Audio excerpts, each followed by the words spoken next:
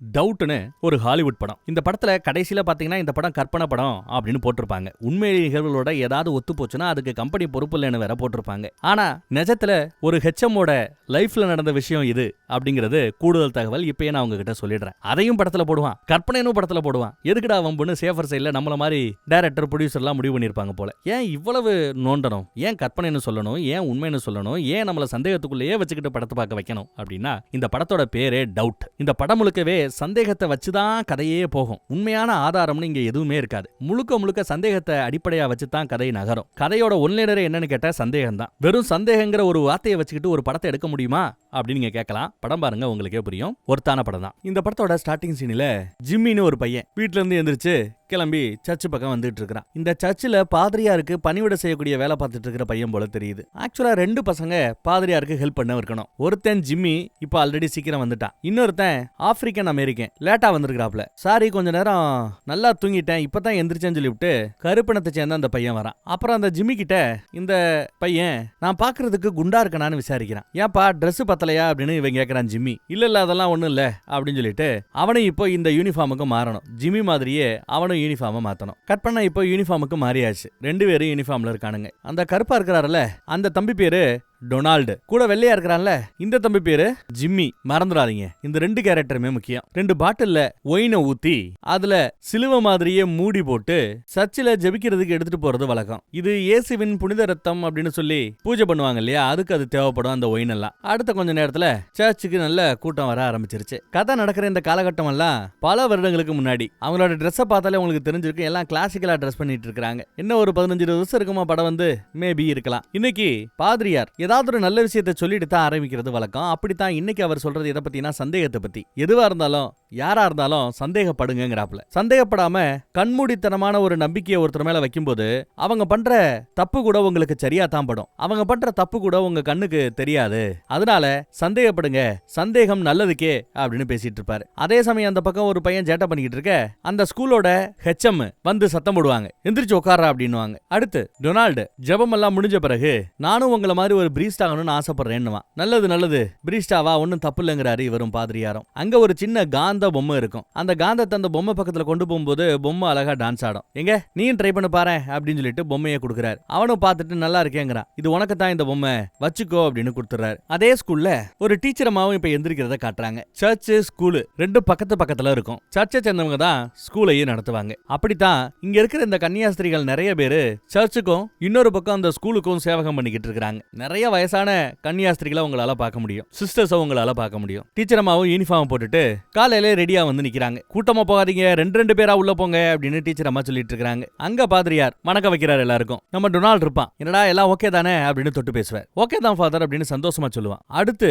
இன்னொரு பையன் இருப்பாப்ல. இவர் பேரு லண்டன். ஆமா, லண்டன் ஒரு பேரு. கையெல்லாம் ஒழுங்கா கழுவினியா அப்படின்னு கைய பிடிச்சு தூக்கி பாக்குறாரு. விட்டுக்குன்னு கைய பிடிங்கிட்டு அதெல்லாம் கைய நான் கழுவித்தான் இருக்கிறேன் அப்படிங்கிறான். ஆனா அழுக்கா இருக்காப்ல தெரியுது தம்பி அப்படின்னு சொல்லுவாப்ல. பின்னாடி இருக்கிற பொண்ணுங்களா சிரிக்கீங்க. இதையெல்லாம் ஜன்னலுக்கு மேல் பக்கத்துல இருந்து ஹெட் மாஸ்டர் அம்மா கவனிக்கிறாங்க. இன்னைக்கும் டெஸ்ட் இருக்கான்னு அந்த லண்டன் டீச்சர் அம்மாட்ட வந்து விசாரிப்பான். இன்னைக்கு டெஸ்ட் இல்லடா, நாளைக்கு தான் டெஸ்ட் இருக்குன்னு சொல்லுவாங்க. பிஸியா அங்க இங்கேயும் பேசிட்டு இருக்க, அதான் பேசிட்டு இருக்கல என்ன பாருங்கிறாப்ல இவன் கைய வைப்பாங்க. ஒரு சிஸ்டர் மேல கைய வச்சதும் இந்த பக்கம் ஹெச்எம்முக்கு வரும் பாருங்க கோவம். டே லண்டன் வாடா இங்க அப்படின்னு மேல கூப்பிடுறாங்க. சுத்தி இருக்கிற எல்லா பேருக்கும் தெரிஞ்சு போச்சு சிஸ்டர் அவன் தொட்டு பேசினதான் இப்ப பிரச்சனையாயி போச்சுங்கிறாப்ல. நல்ல ஃப்ரெண்ட்லியான டீச்சர் அம்மாவை தான் இந்த டீச்சர் அம்மா இருக்கிறாங்க. வரலாறு சொல்லி கொடுக்கறதுன்னா அவங்களுக்கு ரொம்ப பிடிக்கும் போல. ஒருத்தன் புக் எடுத்துட்டு வரல, பக்கத்துல இருக்க கூட ஷேர் பண்ணி கேக்குறாங்க. பின்னாடியே நம்ம லண்டன் உட்காந்துட்டு இருப்பான். அவனையும் பக்கத்துல இருக்கிற ஆள் கூட புக் எடுத்துட்டு வரலனா ஷேர் பண்ணிக்கிட்டான்னு சொன்னா பக்கத்துல இருக்கிறவன் பக்கத்துல வந்தாலே வாய் நாறுதா எடுத்து சொல்றாரு. கொஞ்சம் ஃப்ரெண்ட்லியா தான் இந்த அம்மா கிளாஸ் எல்லாம் மெயின்டைன் பண்ணிக்கிட்டு இருக்குது. ஆனாலும் ஹெச்எம் ரொம்ப ஸ்ட்ரிக்ட். எந்த லெவலுக்கு ஸ்ட்ரிக்ட்னா கிளாஸ் எடுக்கும் போதே உள்ள ரவுண்ட்ஸ் வர்றது, அங்க இருக்கிற பசங்களை சரி பண்ணுவாங்க. ஒரு பொண்ணு தலையில கிளிப்பு மாட்டி இருக்கும், கிளிப்பை எடுக்க சொல்றாங்க. ஒரு பையன் ரேடியோவை ஹெட்போன்ல மாட்டி கேட்டுக்கிட்டு இருப்பான், அதை புடுங்கிடுறாங்க. இதையெல்லாம் கவனிக்காம என்னமா பண்ணிட்டு இருக்கிறேன்னு பேசிட்டு அவங்க ஹெச்எம் போயிடுறாங்க. அப்புறம் எல்லாரும் சேர்ந்து கோரஸா பாட்டு பாடுவாங்க. நல்லா தான் பாடுறதா நம்ம டீச்சர் அம்மாவுக்கு சந்தோஷமா இருக்கும். ஆனா ஹெச்எம்மோ இது பத்தலங்கிறாப்ல முறைக்கிறாங்க. அடுத்து இருக்கிற எல்லா நன்னுகளும் ஒன்னா சேர்ந்து சாப்பிடணும். அப்படி சாப்பிட்டுட்டு இருக்கும்போது அங்க இருக்கிறதுலே ரொம்ப சீனியரான ஒரு பாட்டிமா இருக்கிறாங்க. பாட்டிமாக்கு கண்ணு சரியா தெரியல. ஸ்பூனு ஃபோக்கு கூட எங்க இருக்குன்னு அவங்க தடவிதான் பார்த்து எடுக்கிறாங்க. இதையும் நம்ம ஹெச்எம் நோட் பண்றாங்க. அடுத்து பாருங்க இந்த அம்மா எவ்வளவு ஸ்ட்ரிக்ட்ங்கிறதுக்கு ஒரு நல்ல எடுத்துக்காட்டு. சாப்பிட்டுக்கிட்டு இருக்கும்போது ஏதோ பிடிக்காத ஐட்டத்தை எடுத்து ஓரமா வைக்கிறாங்க நம்ம டீச்சர் அம்மா. அதை பார்த்து ஒரு முறை முறைச்சதும் ஐயோ இந்த அம்மா சாப்பிட சாப்பிட சொல்லுது போலன்னு சொல்லிட்டு துப்புனதை எடுத்து மறுபடியும் சாப்பிடுறாங்க நம்ம டீச்சர் அம்மா. அப்ப ஹெச்எம் மேல எவ்வளவு பய பக்தி இருக்குன்னு பாத்துக்கோங்க. அப்புறம் சர்ச்சில் அந்த பாதிரியாரு சந்தேகத்தை பத்தி இன்னைக்கு ஒரு பிரசங்கம் பண்ணாரு இல்லையா, ஏன் அந்த மாதிரி பிரசங்கம் பண்ணணும் அப்படிங்கிறாப்புல அவங்களுக்குள்ள பேச்சு. மேபி அவரு பக்தியோட இல்லாம சந்தேக பக்கத்துக்கு போயிட்டாரோ, சந்தேக மார்க்கத்துக்கு போயிட்டாரோங்கிறாப்புல அவங்க ஃபீல் பண்றாங்க. அப்புறம் அந்த வளர்ந்து கட்ட பயல காட்டுறாங்க. மூக்குல இருந்து ரத்தம் ஒலிக்கிட்டு இருக்குது. தொடச்சுக்கிட்டே இந்த பக்கம் வரான். இதுல இவனுக்கு சிகரெட் அடிக்கிற பழக்கம் வேலை இருக்கு போல. சிகரெட் அடிச்சிட்டு இருக்கிறான். அப்புறம் லஞ்ச் டைம்ல எல்லாரும் சாப்பிட்டுட்டு இருக்கும்போது நான் உங்க டேபிள்ல உட்காந்து சாப்பிடலாமா அப்படின்னு கேட்டுட்டு பக்கத்துல உட்காந்து சாப்பிட்டுட்டு இருக்கிறான். அந்த வளர்ந்து கட்டவனை நீ கொஞ்சம் வாட்ச் பண்ணிட்டே இருக்கணும். அவன் எவ்வளவு மோசமானவன்னா, அவனுக்கு ஒரு அரை நாள் லீவ் கிடைக்கணும்னா ஸ்கூலையே தீயிட்டு கொளுத்தக்கூடிய அளவுக்கு ரொம்ப மோசமான பயலாம். அதனால அவன் மேல எப்பவுமே ஒரு கண்ணு இருக்கட்டும்னு எச்சரிக்கிறாங்க ஹெட் மாஸ்டர். அங்க அந்த பாட்டிமா சாப்பிடும்போது அவங்களோட Dress சாப்பாட்டு மேல விழுகிறத கூட அவங்க கவனிக்கல. ஐயோ என்னம்மா இதெல்லாம் கொஞ்சம் பார்த்து சாப்பிட வேணாமான்னு சொல்லி எந்திரிச்சு அந்த எச்சையை கூட அவங்க அழகா தொடச்சு விடுறாங்க. அதுலலாம் இவங்களுக்கு எந்த ஒரு தயக்கமோ இதுவோ கிடையாது. ஆள் ரொம்ப ஸ்ட்ரிக்ட் அப்படிங்கிறப்பல தான் நமக்கு காட்டுறாங்க. அப்புறம் சாப்பிட்டு முடிச்சுட்டு போகும்போது பாட்டிமா ரொம்ப வீக்கா இருக்கிறாங்க. அவங்களுக்கு கண்ணு தெரியலங்கிற மேட்டர் மட்டும் மேலிடத்துக்கு தெரிய வந்தா அவங்களை இங்க இருந்து அனுப்பிச்சிருவாங்க பாவம். அதனால அவங்க மேல எப்பவுமே ஒரு பார்வை இருக்கட்டும், அவங்கள நல்லபடியா பாத்துக்கணும் அப்படிங்கிறப்பல ஹெச்எம் சொல்றாங்க. 8ஆம் கிளாஸ் பசங்களுக்கு கிளாஸ் எடுக்க விட்டுறதெல்லாம் ரொம்ப எக்ஸ்பீரியன்ஸான ஆட்களை தான் நான் விடுவேன் பொதுவா. ஆனா இப்போ அந்த மாதிரி ஒரு ஆள் கிடைக்கலங்கிறதுனால ஒன்ன நான் கிளாஸ் எடுக்க விட்டுருக்கிறேங்கிறாங்க. அப்புறம் கிளாஸ் ரூமுக்கு வந்து டீச்சரோட டிராவையே செக் பண்ணி பாக்குறாங்க. கிளாஸ் ரொம்ப ஸ்ட்ரிக்டா இருக்கியா நீ அப்படின்னு விசாரிக்கிறாங்க. எனக்கு அப்படி தெரியலையேங்கிறாங்க. ஏன்னா மித்த கிளாஸ்ல இருந்து யாராவது பசங்க சேட்டா பண்ணா உடனே ஹெட் மாஸ்டரோட ஆபீஸ்க்கு அனுப்பிச்சு வச்சிருவாங்களா. ஆனா உன் கிளாஸ்ல இருந்து நிறைய பேர் என்னோட ஆபீஸ்க்கு வரதில்லை அப்படின்னு கம்ப்ளைண்ட் பண்றாங்க. அதெல்லாம் ஒண்ணும் இல்ல, இந்த மாதிரி பிரச்சனைகள் வரும், நானே சால்வ் பண்ணிடுவேங்கிறாப்ல சொல்ல, இல்ல அதுக்கு தானே நாங்க இருக்கிறோம், அதனால நீ பசங்களை இங்க அனுப்பணும், ஸ்ட்ரிக்டா இருக்கணுங்கிறாப்ல அட்வைஸ் பண்றாங்க. அது மட்டும் இல்லாம டிராயருக்குள்ள ஒரு பழைய போப்போட போட்டோ இருக்கும். அந்த போப்போட போட்டோ எடுத்து போர்டுக்கு மேல மாட்ட சொல்றாங்க. இது பழைய போப்புங்க, அந்த போப்பு இப்ப இல்லங்க அப்படின்னு சொன்னா கூட யாரா வேணா இருந்துட்டு போட்டோம், நான் மாட்ட சொல்றது எதுக்குன்னா அப்பதான் இந்த போட்டோல இருக்கிற அந்த மிரர் வழியா பின்னாடி என்ன நடக்குங்கிறத இந்த போட்டோவை பார்த்தா கண்டுபிடிச்சிடலாம். ஏன்னா போட்டோல கண்ணாடி இருக்குமா, பின்னாடி பசங்க சேட்டை பண்ணாங்கன்னா கண்ணாடியில கண்டுபிடிச்சிடலாம். இப்படி ஒரு ஐடியா பண்ணி அதுக்காகவே ஒரு போட்டோவை முன்னாடி மாட்டுறாங்க. ஜன்னல் பக்கத்துல இருந்து காத்து கொஞ்சம் ஓவர் அடிக்கும். ஜன்னலையும் மூடி விடுறாங்க. கீழே பார்த்தா பாதிரியாருக்கு மேல இருக்கிற வேற ஒருத்தனும் பிஷப்புங்கிறாங்கன்னு நினைக்கிறேன். 2 பேரும் ஏதோ பேசிட்டு போறாங்க. அந்த பக்கம் பார்த்தா பாதிரியார் பசங்களுக்கு பாஸ்கெட் பால் எப்படி விளையாடணுங்கிறத சொல்லி கொடுக்குறாரு. அப்புறம் பசங்களுக்கெல்லாம் நகத்தெல்லாம் நல்லா வெட்டி கிளீனா வச்சுக்கணும், கையை கிளீனா வச்சுக்கணும், நகம் கூட நீங்க கொஞ்சம் எக்ஸ்ட்ரா வளர்த்தா பரவாயில்ல, ஆனா கிளீனா வச்சுக்கிறதா மேட்டர். இதோ என் கைய பாருங்கன்னு நகத்தை காட்டுறாரு. அவரோட நகம் எல்லாம் கொஞ்சம் நீண்டு தான் இருக்கு. ஆனா உள்ள இருக்கிற அழுக்கெல்லாம் எடுத்து கொஞ்சம் கிளீனா வச்சிருக்காரு போல தெரியுது. ஆனா அதுல அந்த வளர்ந்து கட்ட பையனை பாருங்க, அவங்க கிட்ட அந்த கை வந்ததும் டப்புன்னு அந்த பையன் விலகுறான். பாதிரியாரை பார்த்து முறைச்சுக்கிட்டே இருக்கிறான் அந்த வளர்ந்த பையன். அடுத்து சாப்பிடும்போது இந்த பாதிரியாரு பிசப்பு இந்த மாதிரி பசங்க எல்லாம் சாப்பிடும்போது கலகலன்னு பேசிக்கிட்டு சிரிச்சுக்கிட்டு சந்தோஷமா சாப்பிட்டுட்டு இருக்காங்க. ஆனா இந்த பக்கம் பாருங்க, ஹெச்எம்மோட தலைமையில இவங்க எல்லாம் சாப்பிடும்போது பேசுறதே கிடையாது சுத்தமா. சாப்பாடு மட்டும்தான், மெல்ற சத்தம் மட்டும்தான் கேட்டுட்டு இருக்குது. அப்புறம் மறுபடியும் சர்ச்சுக்கு வந்து பார்த்தா பாதிரியார் ஜெபிக்க கூட அந்த 2 பசங்க ஹெல்ப்பரா இருக்கிறாங்க. பாதிரியார் எப்பெல்லாம் ஜெபிக்கிறாரோ அப்பெல்லாம் பெல் எடுத்து அடிச்சுக்கிட்டே இருக்கணும். அதை ஒரு பையன் செஞ்சுக்கிட்டே இருக்கிறான். அந்த மணி அடிச்ச பையன் வந்து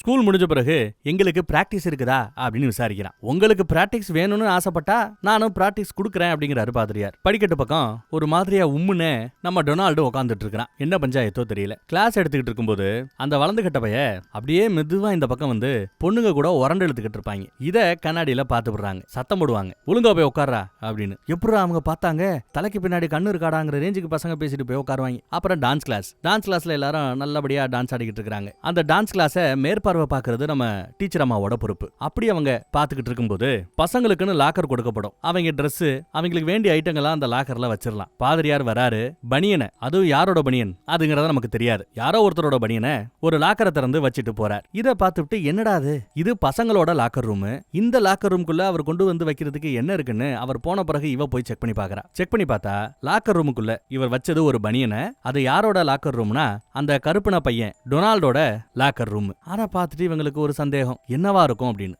முழுமையா அவரை தப்பாவும் இவங்களால யோசிக்க முடியல, முழுமையா அவர் கரெக்டுங்கிற மாதிரியும் யோசிக்க முடியல. அப்புறம் கிளாஸுக்கு வந்ததும் டொனால்டு கிட்ட என்னடா நல்லபடியா போகுதா, ஏதாவது பிரச்சனை இருக்கா அப்படின்னு விசாரிக்கிறாங்க. நேத்து தான் திருதுப்புன்னு போனை போட்டு நம்ம டொனால்ட கொஞ்சம் அமுச்சு வைமா, வேலை இருக்குமா அப்படின்னு பாதிரியார் கேட்டிருப்பாரு. இவங்களும் அமுச்சு வச்சிருப்பாங்க. அப்புறம் தான் அந்த பனியன் மேட்டரை இவ கவனிக்கிறா. அதுக்கு பிறகு இன்னைக்கு பையன் ஒரு மாதிரி சோகமா இருக்கிறானேன்னு விசாரிக்கிறா. அப்படி விசாரிக்கும் போது அவங்களுக்கு அந்த பையன் கிட்ட இருந்து ஏதோ ஒயினோட வாடை அடிக்குது. இவங்களுக்கு சந்தேகம் கூடிக்கிட்டே இருக்குது. ஆனா ரொம்ப தீர்க்கமா பாதிரியார் தப்பானவர் அப்படின்னு ஒரு முடிவுக்கு வர முடியல. அதே சமயம் அவர் சரியானவர்ங்கிற முடிவுக்கும் வர முடியல. இதை பத்தி யார்ட்டையும் பேசலதான். ஆனா ஒரு தடவை ஸ்டோர் ரூம் ஏரியா பக்கம் ஏதோ வேலைக்கு போகும்போது அங்க நம்ம ஹெச்எம் இருப்பாங்க.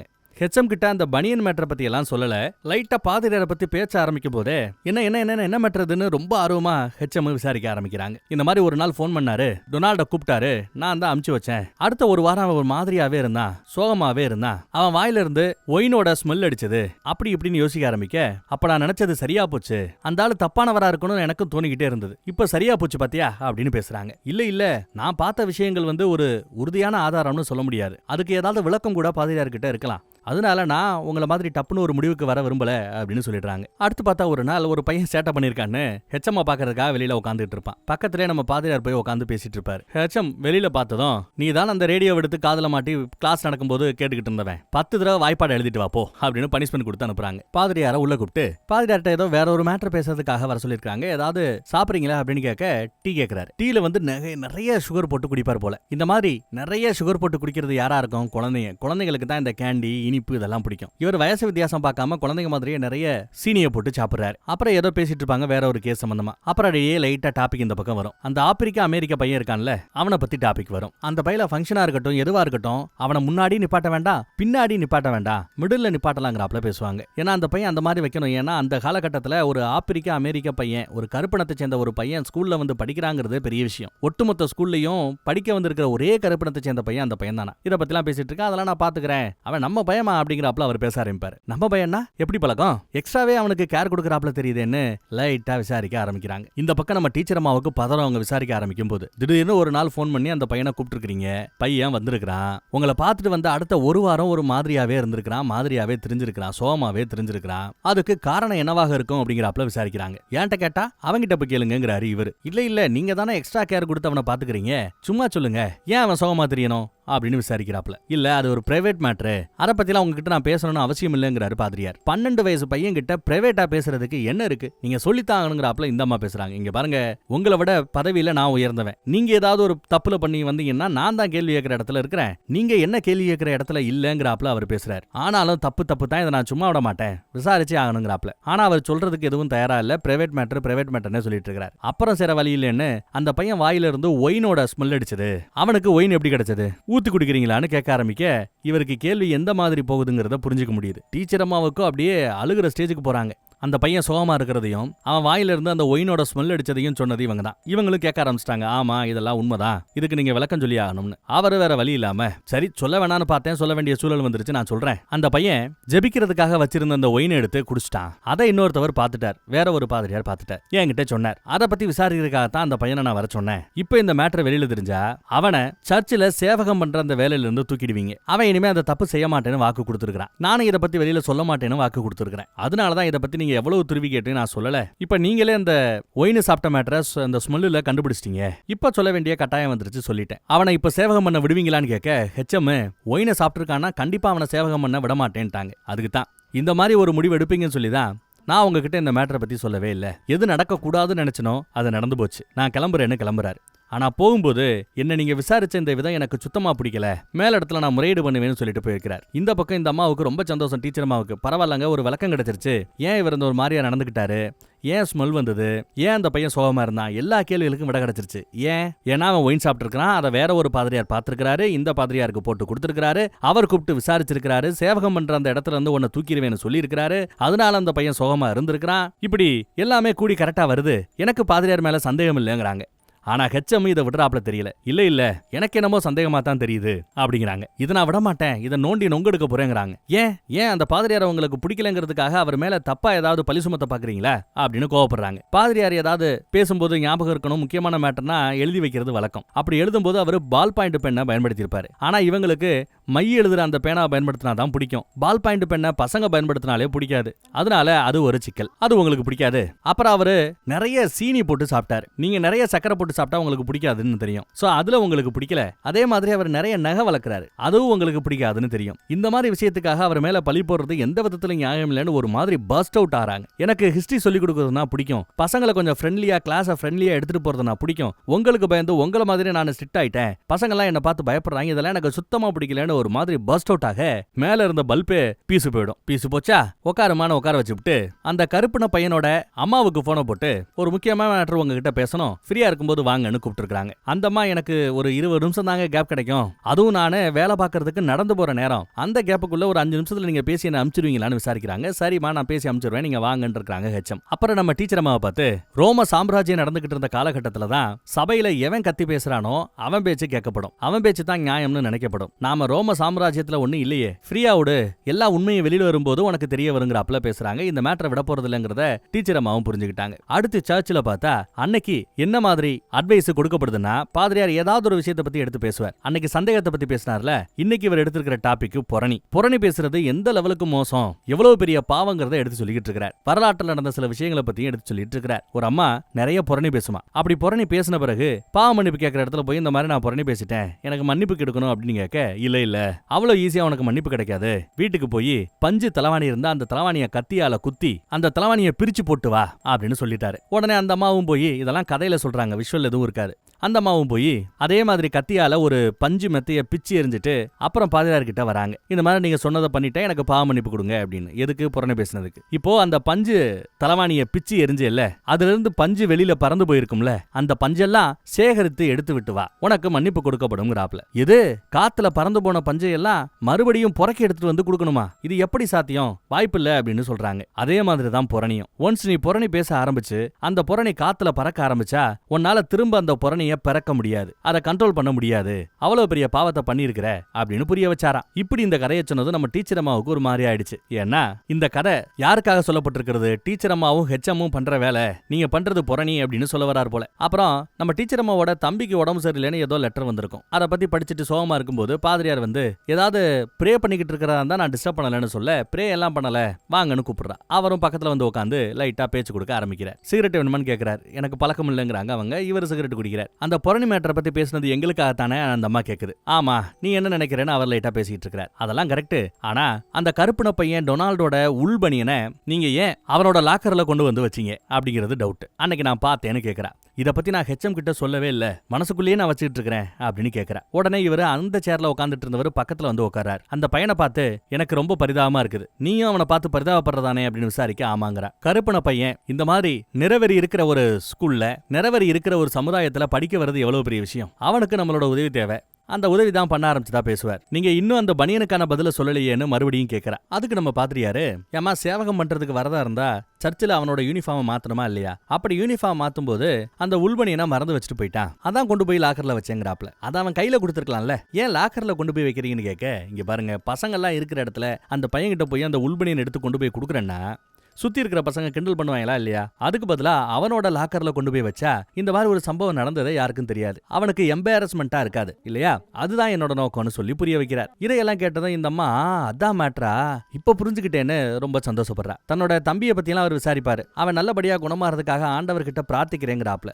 இவங்களுக்கு ஓரளவு கிளாரிட்டி கிடைச்சிருச்சு, பாதிரியார் மேல தப்பு இல்லைங்கிறத மாதிரி ஒரு அண்டர்ஸ்டாண்டிங் வந்துடுறாங்க. அதே சமயம் அந்த பக்கம் பார்த்தா ஒரு சின்ன பொண்ணு சும்மா போய், நான் ஒரு பையனை எனக்கு ரொம்ப பிடிச்சிருக்கு, அந்த பையன் கூட நான் பேச போறேன், ஐ லவ் யூ சொல்ல போறேங்கிறாப்ல பேசுறா. சரி ஐ லவ் யூ சொல்லிட்டியான்னு இவர் விசாரிக்கிறாரு. இன்னும் சொல்லலன்னு சொல்ல, இதோ பின்னாடி தான் அந்த பையன் இருக்கிறான், தாராளமா போய் ஐ லவ் யூ சொல்லு அப்படிங்கிறாப்ல அட்வைஸ் பண்றாரு. இது தப்பு, இந்த மாதிரி செய்யக்கூடாதுன்னு தான் பொதுவா அந்த நன்னோ ஹெச்எம்மோ டீச்சர் அம்மா கூட அட்வைஸ் பண்ணிருப்பாங்க. ஆனா இவர் கொஞ்சம் ஓப்பன், டீனேஜ் பசங்கன்னா அப்படித்தான் இருப்பாங்க, ஃப்ரெண்ட்லியா இருக்கணும் அப்படிங்கிற மாதிரி எல்லாம் அட்வைஸ் பண்ணிட்டு இருக்காரு. அங்க வெள்ளையா இருக்கிற சில பேர் அந்த கருப்புன பையனை டீஸ் பண்ணி கீழே தள்ளி விட்டுருவாங்க, எல்லாம் கீழே விழுந்து கிடக்கும். அதையெல்லாம் இவர் பாசமா எடுத்து கொடுக்குறாரு. அந்த பையனை கையை பிடிச்சு அப்படி அழகா தூக்கி விடுறாரு, ஆறுதலா கட்டி பிடிக்கிறாரு. இதையெல்லாம் பாக்குற நம்ம டீச்சர் அம்மாவுக்கு அது எதுவுமே தப்பா தெரியல. ஆனாலும் கிளாஸ்ல அவங்க ஒரு மாதிரி கடுமையா நடந்துக்கிட்டாங்க. ஏன்னா பாதிரியார் கிட்ட நாம கடுமையா நடந்துக்கிட்டோம் இல்லையா, அது இவங்களை ஒரு மாதிரி டிஸ்டர்ப் பண்ணுது. அதனால கிளாஸ்லயும் கடுமையா நடந்துக்கிறாங்க. இதுல வேற அந்த பையனை பத்தி அந்த அம்மாவை கூப்பிட்டு வேற விசாரிக்க போறாங்க, வைக்க போறாங்க. இதுக்கெல்லாம் நம்ம துணை போயிட்டோம்ங்கிறாப்ல அவங்களுக்கு ஒரு கில்ட்டி ஃபீலிங். அதே சமயம் அந்த பக்கம் பார்த்தா ஹெச்எம்மோட ஆபீஸ்ல மேல அந்த லைட்டு இதாய் போச்சு இல்லையா, அதை சரி பண்றதுக்கு இவங்க குச்சி எடுத்து ஏதோ வேலை பார்த்துட்டு இருப்பாங்க. இப்பதான் அந்த லைட்டை சரி பண்ண வாங்கன்னு அந்த கருப்புன பையனோட அம்மாவை கூப்பிட்டு உட்கார வச்சு லைட்டா பேச ஆரம்பிக்கிறாங்க. லைட்டா பேச்சு கொடுக்க ஆரம்பிக்கிறாங்க. இவங்க இல்ல எனக்கு புரியலங்கிறாப்ல பேச ஆரம்பிக்க 5 நிமிஷம் டைம் முடிஞ்சு போச்சு. அதே சமயம் இங்க இவங்க பேசிட்டு இருக்கிறத அந்த பக்கத்துல நம்ம பாதிரியார் பாத்துறாரு. பார்த்துட்டு இனியா நடக்குறீங்கிறாப்ல அவங்களுக்கு ஒரு பார்வை. ஆனா அவரால் அந்த இடத்துல எதுவும் கேட்க முடியாது, போயிடுறாரு. இந்த அம்மா கதவை சாத்தி விட்டு மறுபடியும் அம்மா கிட்ட பேச ஆரம்பிக்கிறாங்க. ஸ்கூல்ல பார்த்தா ஹெச்எம் மாதிரியே டீச்சர் அம்மா கடுமையாயிட்டே இருக்காங்க. கிளாஸ்ல எல்லாரையும் திட்டிக்கிறாங்க. அதுல ஒரு பையன் ஓவரா திட்டு வாங்கிட்டு அழுகுற ஸ்டேஜுக்கு போய் சாரின்னுவான். அப்பதான் தான் பண்றது தப்புன்னு புரிஞ்சுக்கிட்டு, இல்ல தம்பி ஏன் மேலையும் தப்பு இருக்கு சாரின்னுவாங்க.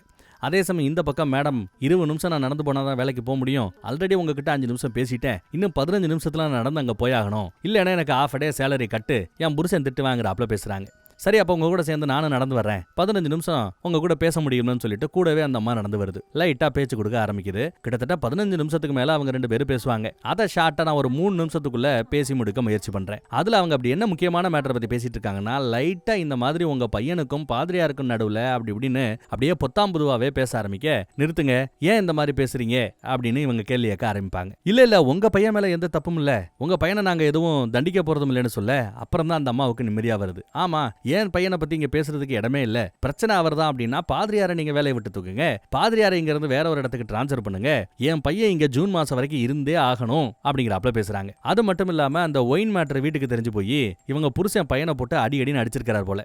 அதனாலதான் அந்த ஒரு வாரம் அவன் பையன் சோகமாவே வந்திருப்பான் போல. இத பத்தி எல்லாம் அவங்க பேசிட்டு இருக்காங்க. ஹெச்எம் விட்டுறாப்ல தெரியல. இன்னும் நோண்டி, என்ன நீங்க ஜூன் மாசம் இருக்கீங்க, ஜூன் மாசம் வரைக்கும் அந்த பாதிரியார் உங்க புள்ளைய வச்சுக்கிட்டு இருந்தா பரவாயில்லையா அப்படின்னு கேட்க, இங்க பாருங்க, அந்த பாதிரியாரை பத்தி வீட்டுல வந்து அந்த பையன் பேசுவான், என் புள்ள பேசுவான், நல்லா பாத்துக்கிறாரு, வச்சுக்கிறாரு, அன்பா நடந்துக்கிறாருன்னு தான் பேசுறான். என் பையனை கஷ்டப்படுத்தாம ஒருத்தர் நல்லபடியா பாத்துக்கிட்டாருன்னா பாத்துக்கிட்டுமே, எனக்கு ஒன்னும் பிரச்சனை இல்லைன்றத பேசுனதும் நீ எல்லாம் ஒரு அம்மாவான்னு இந்த ஹெச்எம் கேட்க ஆரம்பிக்கிறாங்க. உன் புள்ளைய ஒருத்தன் இந்த மாதிரி தப்பா பிஹேவ் பண்றான், நடத்துறான்னு பேசிட்டு இருக்கிறேன், பரவாயில்லன்னு பேசுறேன், நீ எல்லாம் ஒரு அம்மாவான்னு திட்ட ஆரம்பிக்க இவங்களுக்கு அழுகையே வந்துடும். இங்க பாருங்க, என் புள்ளைய பத்தி உங்களுக்கு தெரியாது, என் புள்ள வேற, என் புள்ள பிறக்கும் போதே பெண் சுபாவத்தோட பிறந்தவன். நல்லா யோசிச்சுக்கங்க, கதை நடக்கிற இந்த காலகட்டத்துல எல்லாம் அந்த மாதிரி கலாச்சாரம் எல்லாம் புதுசு. இப்பெல்லாம் ஓப்பனா இன்னும் யாரு இப்படி அப்படின்லாம் பேசிட்டு இருக்காங்க இல்லையா, அதெல்லாம் அந்த காலகட்டத்துல எல்லாம் புரட்சி பண்றாப்ல அந்த மாதிரி ஒருத்தவங்க பேசுறதுங்கிறது. என் பையன் பெண்மைத்தன்மையோட இருக்கிறான், அவனை ஒருத்தர் ஒரு பாதிரியார் நல்லபடியா பாத்துக்கிறாரு, வச்சுக்கிறாருன்னா எனக்கு சந்தோஷம் தான். எதுவா இருந்தாலும் ஜூன் மாசம் வரைக்கும், இந்த ஜூன் மாசத்தை கடந்துட்டா அடுத்து அவனை வந்து வேற ஒரு ஸ்கூல்ல சேர்க்கலாமா, ஸ்காலர்ஷிப்போட சேர்க்கலாமா,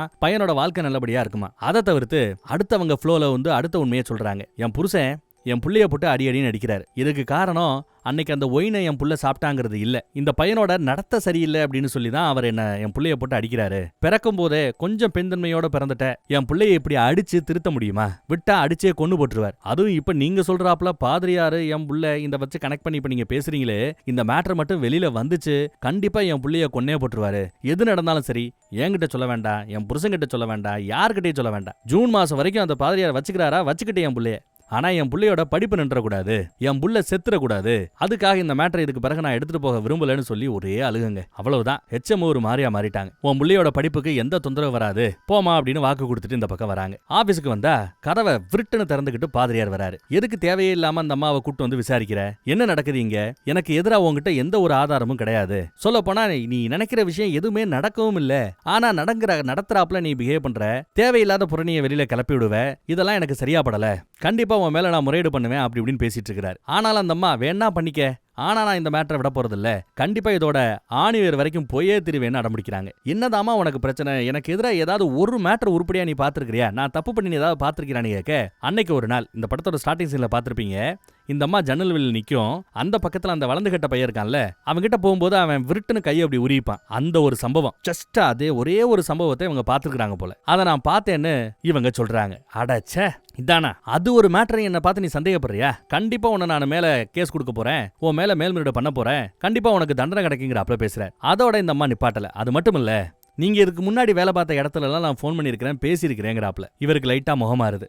பேசியிருப்ப, பாஸ்டர் கிட்ட பேசியிருப்ப, என்ன சொல்லிருப்பாங்க, நான் கரைபடியாத கையெல்லாம் பேசிட்டு இருப்பாரு. இல்ல, உங்களுக்கு மேல இருக்கிற பாஸ்டர் கிட்ட நான் பேசல, உங்களுக்கு கீழே வேலை பார்த்த சிஸ்டருங்க கிட்ட நான் பேசினேன்னு சொன்னதும் இவர் முகம் இன்னும் மாறுது. இதெல்லாம் தேவையில்லாத வேலை அப்படின்றார். தன் தரப்பு நியாயத்தை எடுத்து சொல்ல பாக்குறார். என்ன சொன்னாலும் வேலைக்கு ஆகல. இங்க பாருமா, எல்லா பேரும் 100% கரெக்ட்னு சொல்லிட முடியாது, நீ மட்டும் 100% கரெக்டா, நீ இது வரைக்கும் தப்பே பண்ணது இல்லையா, நீ பாவமே பண்ணது இல்லையான்னு கேட்க ஆரம்பிக்க அப்படியே ஹெச்எம்மோட கண்ணு கலங்கும். ஆமா, நான் பாவம் பண்ணிருக்கிறேன், அதுக்கு பாவம் மன்னிப்பு எல்லாம் கேட்டிருக்கிறேன், இப்ப நான் சரியா இருக்கிறேங்கிறாங்க அந்த அம்மா. அதே மாதிரி தான் நானும் பாவம் பண்ணிருக்கிறேன், அந்த பாவத்துக்கு நான் மன்னிப்பு கேட்டிருக்கிறேங்கிறாங்க. யாரு, பாதிரியார் சொல்றாரு. நீயும் நானும் ஒண்ணுங்கிறார். இல்ல இல்ல இல்ல இல்ல, அவரை கண்ணில் பார்த்துட்டு உங்ககிட்ட சின்சியாரிட்டி தெரியல, நீங்களும் நானும் ஒன்னா இருக்கிறதுக்கு வாய்ப்பே இல்ல, நான் சொல்ற பாவம் வேற, நீங்க சொல்ற அந்த பாவம் எல்லாம் ரொம்ப பெரிய பாவமா இருக்கும் அப்படின்றாப்லாம் பேசுறாங்க. ஒன்ஸ் ஒரு நாய் கடிக்க ஆரம்பிச்சிருச்சுன்னா அந்த நாய் எங்க போனாலும் கடிச்சுக்கிட்டு தான் இருக்கும். சொல்லு, அந்த கருப்பட பையன் டொனால்டுக்கு நீ தானே ஒயினை ஊத்தி கொடுத்த அப்படின்னு விசாரிக்கிறாங்க. இல்லங்கிறாரு அவரு. கிட்டத்தட்ட அழுகிற ஸ்டேஜ்ல இல்லங்கிறாரு. ஆனா நீங்க பொய் சொல்றீங்கிறாங்க ஹெச்எம். நீங்க சொல்றத நான் நம்ப போறது இல்ல, நான் சொல்றத நீயும் ஒத்துக்க போறது இல்ல, நீங்க இந்த ஆபீஸை விட்டு போகலன்னா அப்ப தாராளமா உட்காந்து பாத்துக்கங்க, நான் இந்த ஆபீஸை விட்டு வெளியில கிளம்புறேன். ஆனா ஒன்ஸ் இந்த கதவை திறந்து நான் வெளியில போனேன், நான் நிக்க மாட்டேன், இந்த விசாரணையை நிறுத்த மாட்டேன், எங்க முடியுமோ அவ்வளவு தூரம் போய் நான் விசாரிப்பேன் அப்படின்னு சொல்லிட்டு கதவை திறக்க போற சமயம் ஒரு நிமிஷம்ட்டார். அப்படியே உடஞ்சு போய் நிக்கிறார். உள்ள வாங்கன்னு கூப்பிடுறாரு. அந்த பையன் மாதிரி நானும் தனிமைப்படுத்தப்பட்டவன் தான். அந்த பையன் மாதிரி நானும் பல கொடுமைகளை படிக்கிற இடத்துல அனுபவிச்சேன். இப்படி லைட்டா அப்படி பேசி கொடுக்க ஆரம்பிக்க, அதுக்காக நீங்களும் அந்த 12 வயசு பையனும் ஒன்னாக முடியுமா? அவன் பண்ணா அவன் சின்ன பையன், அவன் தன்மை வேறன்னு சொல்லிக்கலாம். இல்ல வயசு வித்தியாசம் தெரியல, வயசு தெரியல, 12 வயசு உலக அனுபவம் எதுவுமே இல்லாத ஒரு அப்புறாணின்னு சொல்லலாம். ஆனா உங்களுக்கு 50 வயசுக்கு மேல போயிட்டீங்க. எது நல்லது எது கெட்டதுன்னு உங்களுக்கு தெரியும். அவன் உங்ககிட்ட ஒரு நல்ல பேர் எடுக்க கூடாதாங்கிறதுக்காக, உங்களை திருப்திப்படுத்துறதுக்காக என்ன வேணாலும் பண்றதுக்கு தயாராக இருக்கலாம். ஆனா நீங்க எவ்வளவு அனுபவக்காரர், உங்களோட பதவியை பயன்படுத்தி தான் ஒருத்தரை நீங்க மிஸ்யூஸ் பண்றீங்கன்னு உங்களுக்கு தெரிஞ்சுக்க வேண்டாமா? அப்படி இப்படின்னு இவங்க பேச ஆரம்பிக்கிறாங்க. இல்ல உனக்கு எதிரா என்னால சண்டை போட முடியும், உனக்கு எதிரா நான் நிரபராதிங்கிறத என்னால ப்ரூவ் பண்ண முடியும்னு சொல்றாரு. முயற்சி பண்ணி பாருங்க, ஆனா தோத்து போயிடுவீங்கிறாங்க இந்த அம்மா. இப்படியே அடுத்தவனை கஷ்டப்படுத்தி பாக்குறதுல உனக்கு என்னமா அவ்வளவு சந்தோஷம் நிம்மதி அப்படின்னு கேட்பாப்ல. தப்பான ஆட்களை தான் கேள்வி கேட்கிறேன், தப்பான ஆட்களை தான் கஷ்டப்படுத்தி பாக்குறேன், அதுல எனக்கு எந்த குற்ற உணர்ச்சி இல்லைன்னு சொல்லிட்டு அவங்க கிளம்பிடுறாங்க. இவர் அப்படியே சோகமா அங்கேயே உட்காந்துட்டார். வேற வழி இல்ல. அன்னைக்கு பார்த்தா சர்ச்சில் அடுத்த நாள் எல்லாரும் முன்னாடி எனக்கு இந்த மாதிரி டிரான்ஸ்ஃபர் கிடைச்சிருக்கு, நான் வேற ஒரு சர்ச்சுக்கு போக போறேன் அப்படின்னு எல்லார்கிட்டையும் குட் பை சொல்ல ஆரம்பிக்கிறார். இந்த மேட்டரை கேட்டு அந்த கருப்பினத்து பையன் டொனால்டு அழுகுறான். ஆனா அதே சமயம் அந்த வளர்ந்து கட்ட பையன் ஒருத்தர் இருப்பான்ல, அவன் சந்தோஷப்படுறான், சிரிக்கிறான். அவ்வளவு சந்தோஷம் அவனுக்கு. நம்ம டொனால்டோட அம்மாவுக்கு கூட இந்த முடிவுல கேட்டு சந்தோஷம் தான். ஏன்னா பையனோட படிப்பு இங்க நிக்க போறது இல்ல, இந்த பிரச்சனை வெளியில வரப்போறது இல்ல, தான் புருஷனுக்கு இது தெரிய போறது இல்ல, படிப்பு நிக்க போறது இல்ல, புருஷனால அடிபட்டு புள்ள சாக போறது இல்ல. சோ எல்லாமே நல்லபடியா முடிஞ்சாப்ல அவங்களுக்கு சந்தோஷம். எல்லாம் நல்லா முடிஞ்சிருச்சு. அவரும் டிரான்ஸ்ஃபர் வாங்கி போயிட்டாரு. அதுக்கு பிறகு டீச்சரும் ஹெச்எம்மும் பேசிக்கல. ஒரு நாள் வெளியில பேசிக்கிறதுக்கு ஒரு வாய்ப்பு கிடைக்கும். கேள்விப்பட்டேன் அவர் டிரான்ஸ்ஃபர் வாங்கி போயிட்டாராமே அப்படின்னு விசாரிக்கிறாங்க. ஏதோ ஒரு சர்ச்சுக்கு போயிட்டாராமேன்ட்டு. ஆமா, சர்ச்சுக்கு டிரான்ஸ்ஃபர் ஆகி போயிட்டாரு தான். ஆனா பதவி உயர்வு கொடுத்து வேற ஒரு சர்ச்சுக்கு அனுப்பிச்சிருக்காங்க. அந்த சர்ச்சுக்கு கீழே ஒரு ஸ்கூலும் வருது, அந்த ஸ்கூலுக்கு இவர் தான் இன்சார்ஜ் அப்படின்னு சொல்லி வருத்தப்படுறாங்க. அதை கேட்டதும் என்ன நீங்க அவரை நீங்க முழுமையா நம்பவே இல்லை போல, அங்கேயும் ஒரு ஸ்கூல் இருக்கு, அதை மேனேஜ் பண்ண போறாரு, அங்கேயும் அவர் தப்பு பண்ணுவாருங்கிறப்பலே நீங்க பேசுறீங்களே, அவருக்கு எதிராக அவ்வளவு சாலிடான ஆதாரம் உங்ககிட்ட இருந்ததா, அவ்வளவு நம்பிக்கையா இதை பண்ணிருக்கீங்களேன்னு விசாரிக்க, ஆமா அப்படிங்கிறாங்க. அந்த ஆதாரம் என்னன்னு கேட்க, அவர் வேலை பார்த்த இதுக்கு முந்தைய இடங்கள்ல சிஸ்டருக்கு கிட்ட நான் போன் பண்ணி விசாரிச்சேன் அப்படின்னு சொல்றாங்க. ஓ அப்படியா, அப்ப நீங்க ரொம்ப கான்பிடண்டா தான் இறங்கி இருக்கீங்க, அவர் தப்பு பண்ணாருங்கிறத ரொம்ப உறுதியா நீங்க நம்பி இருக்கீங்க, இதெல்லாம் பண்ணிருக்கீங்க, அப்ப கரெக்டா தான் இருக்குன்னு பேச, இவங்க இல்லமா நான் அந்த மாதிரி ஒரு போன் காலை பண்ணவே இல்ல, சும்மா பண்ணேன்னு பொய் சொன்னேன், அந்த பொய்யை நம்பி தான் அவர் இப்போ டிரான்ஸ்ஃபர் வாங்கி வெளியில போயிருக்கிறதா சொல்றாங்க. இவ அப்படியே ஆடி போவாடி, என்ன பொய் சொன்னீங்களா, இதுக்கு முன்னாடி வேலை பார்த்த இடத்துல சிஸ்டர் கிட்ட பேசியிருக்கிறேன்னு நீங்க சொன்ன அந்த பொய்க்கு பயந்து தான் அவர் டிரான்ஸ்ஃபர் வாங்கி போயிருக்கிறாரா அப்படின்னு கேட்க, ஆமா அந்த பொய்க்கு பயந்து அவர் டிரான்ஸ்ஃபர் வாங்கினார் இல்லையா, அதுதான் அவர் தப்பானவர், அவர் தப்ப அவர் ஒத்துக்கிறார் அப்படிங்கிறதுக்கான ப்ரூஃப் அப்படிங்கிறாங்க. அப்பா கடைசியில பாருங்களேன், இந்த அம்மா என்னதான் ஸ்ட்ரிக்ட்டா இருந்தாலும் தனக்கு சரின்னு பட்ட விஷயத்துல எவ்வளவு உறுதியா இருக்காங்கிறத இதுல பார்க்க முடியுது. அப்ப இந்த டீச்சர் அம்மா ஒரு கேள்வி கேட்பா, சரி ஒரு கால் நீங்க சொன்ன அந்த பொய்யை அவர் உண்மையான எடுத்துக்கிட்டா கூட சரி, பேசிருப்ப வச்சிருப்ப, பாத்துக்கலாம், நான் டிரான்ஸ்ஃபர் எல்லாம் வாங்க போறது இல்ல, இங்க இருந்து போக போறது இல்ல, உன்ன ஒரு கை பார்க்கத்தான் போறேன்னு ஊனி நின்று இருந்தாருன்னா அப்ப நீங்க என்ன பண்ணிருப்பீங்கன்னு கேட்க, அப்ப நான் சொன்ன பொய்யை உண்மையாக்கி இருப்பேன், பல இடத்துல பேசியிருப்பேன், விசாரிச்சிருப்பேன், அவரோட தவறுகளை வெளியில கொண்டு வரதுக்கு முயற்சி பண்ணிருப்பேங்கிறாங்க. ஆனா அவர் தப்பு பண்ணார் அப்படிங்கிறதுக்கு ஒரு சாலிடா நீங்க நேர்ல பார்த்த சாட்சி இல்ல, இல்ல பாதிக்கப்பட்டவங்க வந்து நம்ம கிட்ட இவரால பாதிக்கப்பட்டேன்னு சொல்லல, இல்ல வீடியோ ஆதாரம், ஆடியோ ஆதாரம், இல்ல ஏதோ அறகுறையா பார்த்த ஆதாரம், இப்படி எதுவுமே இல்லாம எப்படிங்க இவ்வளவு உறுதியா அவர் தப்பானவர்னு முடிவெடுக்கிறீன்னு கேட்டா அனுபவம்னு பதில் சொல்றாங்க. எப்படி இருந்துச்சு படம்? சரி, இந்த படம் ஏதோ கற்பனை கதை நினைச்சுக்க வேண்டாம், இந்த கதை நிஜத்துல நடந்த கதை. இதுல நம்ம ஹெச்எம் தான் ஹீரோயின். அவங்க பேர் என்ன தெரியுமா? உண்மையிலேயே சிஸ்டர் மார்கரெட் மெக்கண்டி. சிஸ்டர் ஜேம்ஸ்னு கூட அவங்கள கூப்பிடுவாங்க போல தெரியுது. அவங்க வாழ்க்கையில நடந்த விஷயத்தை தான் இப்ப நாம கதையா பார்த்திருக்கிறோம். உண்மை நிகழ்வுன்னு சொல்றோம், சிஸ்டரோட பேர் என்னங்கிறதையும் உண்மையில நடந்ததெல்லாம் சொல்றாங்க. ஆனா இதே உண்மையான சம்பவத்துல அந்த பாதிரியாரோட பேரை நீங்க போட்டுக்கணுமா இல்லையா? உண்மையிலேயே அந்த பாதிரியாரோட பேர் என்னங்கறத இதுல போடல. ஏன்னா அந்தம்மா ஏதோ ரொம்ப ஸ்ட்ராங்கா நின்னாங்க, போராடினாங்க, ஏதோ லைட்டா வெற்றி கிடைச்சிச்சு. ஆனா இந்த மாதிரி ஒரு படத்துல பேரை போறதா இருந்தா ப்ரூஃப் இல்லாம போட முடியாது. அதனாலதான் பேரை தவிர்த்திருக்காங்க. நல்லா இருந்ததுல. வேற ஒரு நல்ல கதையில மறுபடியும் சந்திப்போம். இதுல கூத்து என்னன்னா, நம்ம ஹெச்எம் நினைச்சுக்கிட்டு இருக்காங்க டொனால்டுங்கிற அந்த கருப்பன பையன்கிட்ட தான் தப்பு நடந்திருக்கும்னு. அதே கோணத்துல தான் விசாரிச்சாங்க. ஆனா அப்படி போன அந்த விதத்துல பாதிரியார் தப்பு பண்ணலங்கிறது என்னோட எண்ணம். ஏன்னா அந்த மாதிரி எந்த இடத்துலயும் நமக்கு ப்ரூஃப் பார்க்கல, சந்தேகம் வரல. ஆனா ஹெச்எம் கவனிக்காத வேற ஒன்னு இருக்குது. அதான் ஒரு பையன் இவர் பக்கத்துல வந்தாலே அப்படியே லைட்டா திமிருவான், லைட்டா விலகுவான். கடைசியா அவர் நான் இந்த இடத்த விட்டு போறேன்னு சொல்லும் போது சந்தோஷமா சிரிப்பான். இது எதையுமே அந்த ஹெச்எம் பார்க்கல. ஆனா படம் பார்த்த நாம பார்த்திருக்கிறோம். ஒரு கால அவர் தப்பா நடக்க முயற்சி பண்ணியிருந்தா இந்த பையன் கிட்ட தான் முயற்சி பண்ணியிருக்கணும். அதனாலதான் அந்த பையன் திமிரிக்கிட்டு வெளியில வந்திருந்தா. கரெக்டா? எல்லாமே இதை பாத்தீங்களா? ரைட். இப்போ படத்தோட பேரெல்லாம் போட்டு கடைசியா முடிக்கிற இடத்துல பாத்தீங்கன்னா, இந்த படத்துல வர விஷயங்கள் எல்லாம் கற்பனையே. இந்த கதை யாரோட ஒத்து போச்சுன்னா அதுக்கு கம்பெனி பொறுப்பாகாது அப்படின்னு ஒரு விளக்க உரைய வேற லாஸ்ட்ல போடுறாங்க. அப்புறம் கடைசியா படத்தோட பேரு டவுட்னு வேற வச்சு விட்டாங்க. இப்ப நம்ம சந்தேகம், இந்த படம் உண்மை படமா இல்ல கற்பனை படமா சந்தேகம் வந்துருச்சு. இங்க பாதிக்கப்பட்ட பையன் அந்த கருப்பினத்து பையனா இல்ல அவர் வேலையை விட்டு போறேன்னு சொல்லும் போது சிரிச்சானே அந்த பையனா டவுட் வந்துருச்சு. இதையெல்லாம் தாண்டி கடைசியா அந்த சிஸ்டர் கடைசியா பேசும்போது ஒரு மாதிரி அழுதுருவாங்க. அதுல அவங்க லாஸ்ட்ல என்ன சொல்லுவாங்கன்னா, எனக்கும் சந்தேகம் இருக்குது, எனக்கும் டவுட் இருக்குது அப்படின்னு பேசியிருப்பாங்க. ஆனா அங்க அவங்க டவுட்னு பேசுனது இவரை பத்திய டவுட் இல்ல, கடவுள் இருக்கிறாரான்னு ஒரு கேள்வி இருக்கே, அந்த கேள்வியிலேயே அவங்களுக்கு சந்தேகம் வந்துருச்சு. கடவுளை விட்டு அது தூரமா இவங்களை கொண்டு போறாப்ல அவங்களுக்கு ஒரு ஃபீல் வருது. அதனாலதான் எனக்கு அந்த மாதிரி ஒரு டவுட் வந்துருச்சுன்னு சொல்லி கடைசியா அழுன்னு அழுதுருப்பாங்க ஹெச்எம். அவ்வளவு கடினமான ஒரு பெண்மணி அப்படி குழந்தை மாதிரி கண்ணீரோட அழுகிறத பார்க்கும்போது ஒரு செகண்ட் நம்மளே அப்படி ஒரு மாதிரி ஆடி போயிடுவோம். ஏன் அங்கேயும் அவங்களுக்கு சந்தேகம் வந்து விட்டது. அந்த சந்தேகம் தான் காரணம். வேற ஒரு நல்ல கதையில மறுபடியும் சந்திப்போம். நீங்க என்ன நினைக்கிறீங்க? படம் பார்த்த வகையில பாதிரியார் மேல தப்பு இருக்கா இல்லையா? உங்களோட சந்தேகம் என்ன? கமெண்ட்ல சொல்லுங்க. உங்க பார்வைக்கு அவர் தப்பா தெரியலனா கூட தப்பா தெரியலன்றதையும் கமெண்ட்ல சொல்லுங்க, பார்க்கலாம். தேங்க்யூ.